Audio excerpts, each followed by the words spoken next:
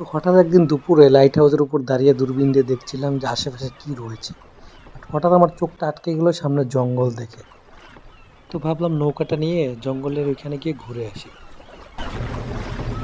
But যতই আমি সামনে এগিয়ে যাচ্ছি আমার ভয় তত বেড়ে যাচ্ছে যে ভেতরে আসলে কি আছে।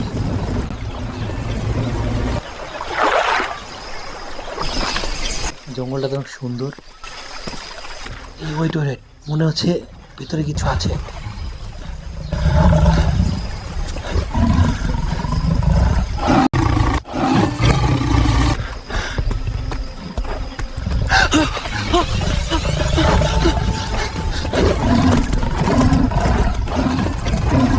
আচমকা দেখলাম নদীর ধরে একটা নৌকা বাঁধা আছে।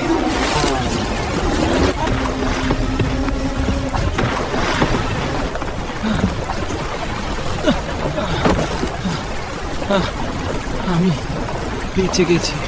দিন হয়ে গেছে এখানে আছি, সব খাবার প্রায় শেষ। এখন কি করব বুঝতে পারছি না। একাই সমুদ্রের মাঝে থাকতে থাকতে মাথা ঘুরে যাচ্ছে। হেলিকপ্টার আসছি বিশাল কন্টেইনার নিয়ে, এটা সরাসরি লাইট হাউসের উপর দিয়ে আসছি। লাল কন্টেইনারটা হেলিকপ্টার থেকে ধরে নামেছে, কি দারুণ লাগছে। সে কন্টেইনার ধীরে ধীরে নিচে নামছে, ঠিক আছে নামছে, বসে গেছে, হেলিকপ্টার উঠে যাচ্ছে, কাজ শেষ। একদম মাঝ সমুদ্রে এই লাইট হাউসের চূড়ায় দাঁড়িয়ে আছি, আর এই বিশাল কন্টেইনার ভিতর কি আছে সেটা দেখবো।